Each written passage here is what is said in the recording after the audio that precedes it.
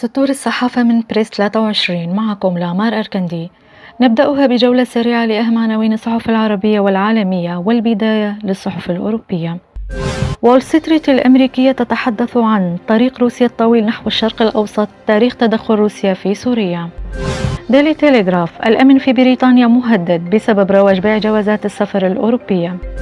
إسرائيل اليوم عنونت افتتاحيتها عن أردوغان والأسد يعرفان كيفية الاستفادة من عنف التنظيمات الإرهابية من أجل سياستهما الداخلية والخارجية.